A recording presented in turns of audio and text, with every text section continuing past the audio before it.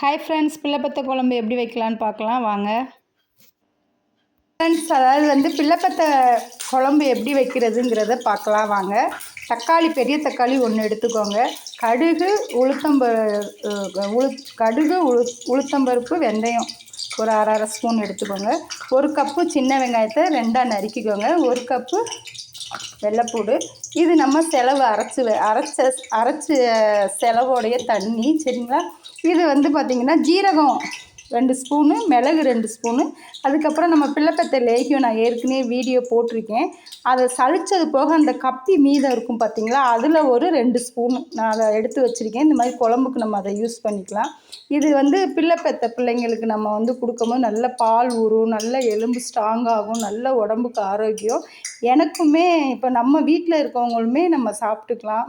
நமக்குமே உடம்பு நல்லா ஹெல்த்தியாக ஸ்ட்ராங்காக இருக்கும். இப்போ கடாயை வச்சாச்சு. நல்லெண்ணெய் இதுக்கு நல்ல ஒரு அரை கப்பு, சின்ன கப்பில் ஒரு அரை கப்பு நல்லெண்ணெய். ஏன்னா இதுக்கு நல்லெண்ணெய் தான் நிறையா ஊற்றணும். ஊற்றி நம்ம செஞ்சு சாப்பிடணும். கடுகு, உளுந்து, வெந்தயம் போட்டுக்கலாம். இது பொன்னிறமாக வறுபடட்டும்.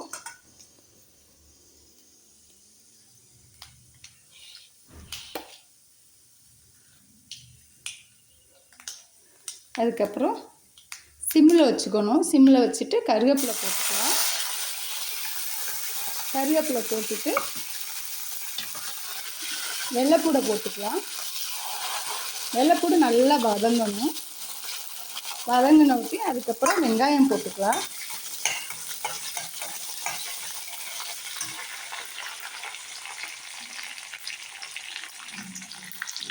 இப்போது வெள்ளைப்பூடு நல்லா வதங்கிருச்சு. வெங்காயத்தை போட்டுக்கலாம்.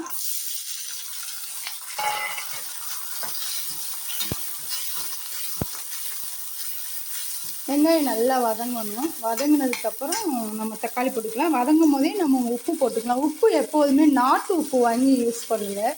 அயோடின் உப்பு வாங்கி யூஸ் பண்ணக்கூடாது. பண்ணும் போது என்னாகும், நமக்கு நிறையா அதில் உப்பு சத்து அதிகமாகும். நாட்டு உப்புனா நமக்கு நல்லாயிருக்கும். அதனால் நாங்கள் எப்போதுமே நாட்டு உப்பு தான் யூஸ் பண்ணிக்குவோம். உப்பு போட்டு வதக்கும் போது பார்த்திங்கன்னா சீக்கிரம் எல்லாமே வதங்கிடும். அதனால் நம்ம வதங்கும் போதே உப்பு போட்டுக்கோங்க. உப்பு அளவாக போட்டுக்கோங்க. பத்தலைன்னா அப்புறம் போட்டுக்கோங்க.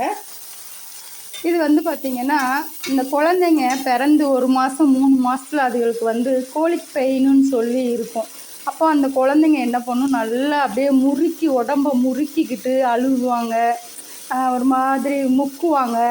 அந்த மாதிரிலாம் இருக்காது. இது தாய்மாருங்க இந்த குழம்பு ஊற்றி சாப்பிடும் போது அந்த பிள்ளைங்களுக்கு நல்லா குழந்தைங்களுக்கு காற்று நல்லா பிரியும், வயிறு நல்லா கலகலன்னு இருக்கும், மோஷன் நல்லா ஃப்ரீயாக போகும், பால் ஊறும், பிள்ளைக்கும் உடம்பு வலி போகும், அம்மாவுக்கும் உடம்பு வலி போகும். இந்த குழம்பு ஊற்றி சாப்பிடும் போது ரொம்ப நல்லாயிருக்கும். செஞ்சு பாருங்கள். இது பிள்ளைப்பெற்ற பிள்ளைங்க தான் சாப்பிட்ணுன்னு இல்லை, நம்ம வீட்டில் இருக்கவங்க பெரியவங்களும் இது எல்லாமே மாதத்தில் ஒரு தடவை எடுத்துக்கலாம். இது உடம்புக்கு அவ்வளோ ஆரோக்கியம், சரிங்களா. இது மெயினாக மலைப்பூடில் செய்யலாம். அப்புறம் ஒத்தைப்பூடு கிடச்சா ஒத்தைப்பூடில் செய்கிறது ரொம்ப விசேஷம். அதில் செய்யுங்க, சரிங்களா. உடம்புக்கு ரொம்ப நல்லது ஒத்தைப்பூடு. கிடைக்காதவங்க நீங்கள் மலைப்பூடு இந்த மாதிரி பல்பூடுலேயே செய்யுங்க. இது நல்லா வதங்கிருச்சு. அடுத்து நம்ம இந்த மசாலா அரைச்சி வச்சுருக்கோம் பார்த்திங்களா, இந்த மசாலா போட்டு நல்லா வதக்கிடலாம்.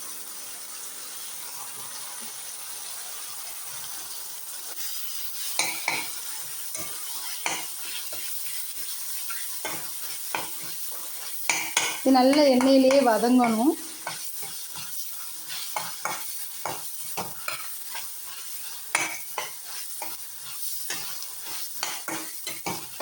இந்த குழம்பு நம்ம செய்யும் போதே பார்த்திங்கன்னா அவ்வளோ மணக்கும், வீடே மணக்கும், அவ்வளோ ஒரு வாசனையாக நல்லா இருக்கும் ஊற்றி சாப்பிட்றதுக்கு. எனக்கு எங்கள் அம்மா செஞ்சு கொடுத்தாங்க. இப்போ என் பொண்ணுக்கு நான் செஞ்சு கொடுக்குறேன். அதில் ஒரு சந்தோஷம்.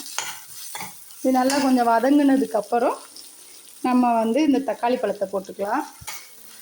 இது ரொம்ப ஈஸியானது தாங்க. நான் ஏற்கனவே பிள்ளைப்பெற்ற லேகியம் நான் வீடியோ போட்டிருக்கேன்.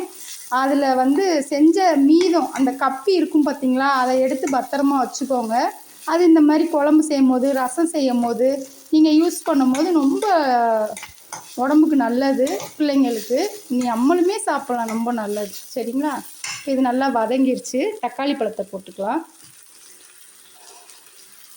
வேறு எதுவுமே கிடையாது, பொடி கிடி எதுவுமே கிடையாது. நம்ம எல்லாமே அந்த இதுலேயே அரைச்சிட்றதுனால. அதாவது வந்து இது பார்த்திங்கன்னா, மிளகு வந்து பார்த்திங்கன்னா 10 மிளகு இருந்தால் பகைவன் வீட்டிலேயே சாப்பிடலான்னு சொல்லுவாங்க பழமொழி.